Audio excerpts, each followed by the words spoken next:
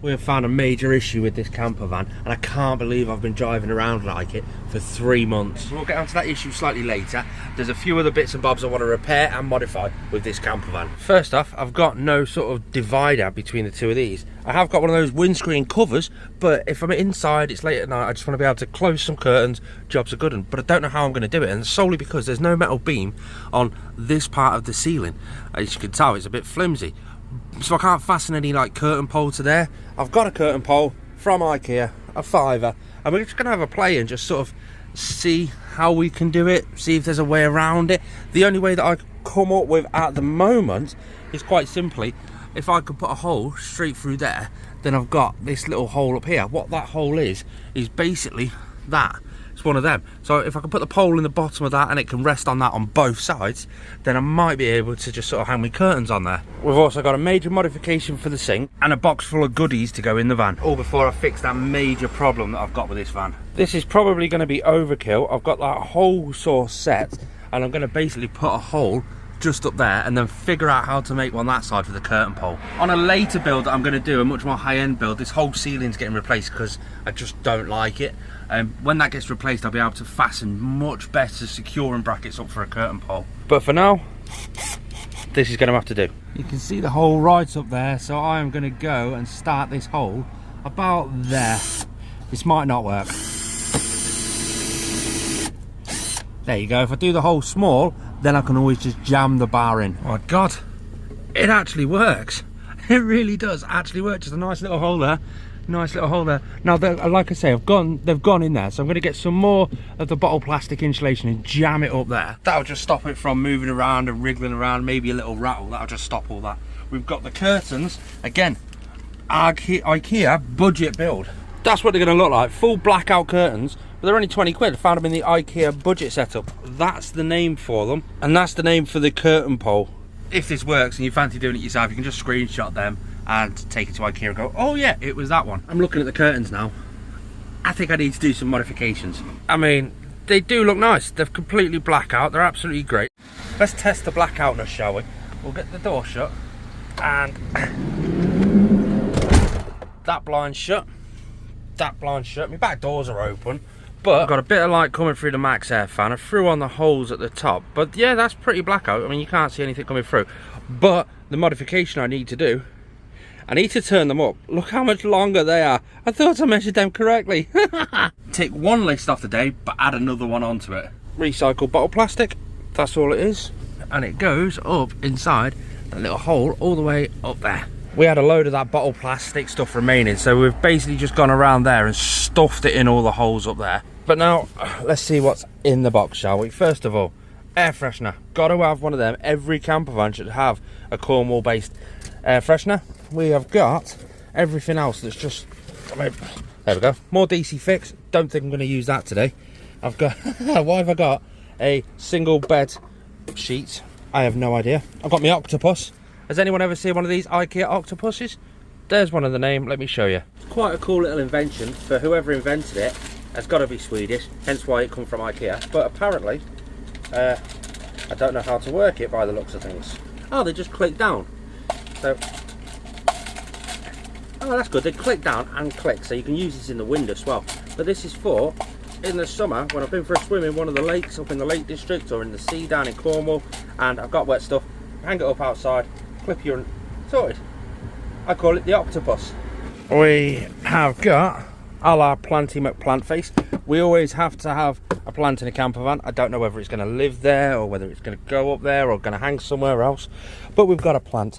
We've got the modification for the sink. Got another little plant, just a little succulent. I'm thinking maybe up there. No, I don't know. We'll figure somewhere out for that as well. But do you know when you lose something, you think, oh, I don't know where it is. I found them both. My pencil and my Sharpie. This box was just, as and when we got something, we chucked it in there. We'll do that at a later date. That's all that is. We moved the air freshener from there to down there. We've got the plant with some sticky pads underneath it, and it goes that way. Does it go that way? Or does it go that way? Yeah, we'll go that way. Oh, no, don't stick down like that. And that should, in theory, just go nicely just there. IKEA plants, fake plants. the plants nonetheless. Little mini plant down there with the air freshener. That'll keep him company. I think I want some more plants than that though. She was right, every camping van needs a plant. And finally, the Mr. Zogs will find somewhere amongst all this to stick him up. To be fair, I might just stick him with his best mate just up on that one just there. But there we go. Next, again, IKEA bin storage thing. It was supposed to be for inside one of the cupboard doors, but it don't fit. Well, that broke a bit, so we can't fit that. Let's just move over to the bit that's the scary bit of this, the bit that's I've been driving around 3 months like this. So I went into work. I asked the people in work, the mechanics, and said, can you just check it over and just sort of see if it'll pass an MOT? It was mainly because I fitted the diesel heater and had the exhaust coming out into the middle of the van underneath. So I thought, I wonder if that's actually legal. I'll put it out the side. I had a few comments on the YouTube videos. I figured I'll get it checked out. He said you could really do with putting it on the outside, pointing outwards. Fair enough. He goes, but I've seen something else. Where's your spare wheel? Vans come as standard with a spare wheel, and you've got the carrier and everything underneath the back end for the spare wheel, but you've got no actual spare wheel. And that's where the spare wheel is supposed to attach to. So, right, I had a look around the van. Have I got the spray? Do you know, the sort of inflation spray? I haven't got any of that. They shouldn't have passed an MOT like that. Okay, I've got to get the tool and put it into that hole. That'll lower it. What? I haven't got the tool. I've got the jack and the towing eye, but I haven't actually got the bars that I need to do that. I ordered a spare wheel. Top tip here, £160 for a wheel and tyre combination, not a brand new tyre, just a sort of okay-ish tyre. Or I went onto a Facebook group dedicated to these vans converting into campers, and my thought being everyone changed to fancy wheels, so maybe somebody's got a spare one lying around. Bingo, it worked. Somebody helped me out, 40 quid, 20 quid postage, sorted. The tyre's not great, but it's good enough for a spare. Tried all manners of spanners and everything to get in there to undo that nut, to lower it down so that I can attach the new spare wheel to it, but none of them are working. I want to get this done as quick as possible, so we've got this block here. We've got to get that off, and hopefully we'll be able to wind that cable down, which is there, to be able to fit the new wheel and wind it back up while we wait for the kit to arrive to be able to do it properly. Theory being, if I can get this off, I'll be able to wind it down manually, be able to put the tyre on, get the tyre up, get this fastened back up, and then wait for the part to be ordered to be able to do it properly. For those wondering, yes, I am too fat to fit underneath the van. I was kind of hoping that that tube wouldn't come off and it would just leave me with the Allen wrench thing that's inside it, the fitting that's inside, and I could have just gripped onto that and took it off, but I don't know what I'm going to do now. I just cleaned up the holes and it popped off. In theory, this should just... Oh, that was stiff. Let's have a look underneath and see if it's working. It's come down, that's a good thing. We've just got to connect the wheel to it and connect the earth to the wheel, then we can just ratchet it back up. Connecting that earth and connecting that up was a pain in the bum. But this was tricky to undo, so I've got some lubricating stuff. I'm going to spray that, give it a clean up, and then start ratcheting that back up, see if it goes up nice and secure, and then I can fit that back up. So if you are new around here, my name's Richard, I'm building a camper van, I'm doing it the extremely hard way. Subscribe. In the gaps down there, in the gaps down there, and over there. Let's go. There's another bit of necessary weight underneath the van. Perfect, that's solid. I think before the trim goes back on, we better give that a clean. Remember I said that 1 step forward, 2 steps back? After cleaning it, we noticed an awful lot of started to rust, sort of scratched paintwork. So we're going to treat it while we can. We've gave it a clean up. We're going to sand some bits down. Then we've got anti-rust direct to metal paint. It's primer and paint all in one, so it should do the trick. At least I've got the peace of mind that that's not going to go any further. So it's just started raining, so we've had to come inside the camper van. So we're going to crack on with the next job. This is something that I've been wanting to do ever since I fitted the sink. What I need to do is get under here and get to the water tanks. You see, this is our sink unit, and don't get me wrong, we absolutely love it. There's just one problem. When we turn it on with that little button there,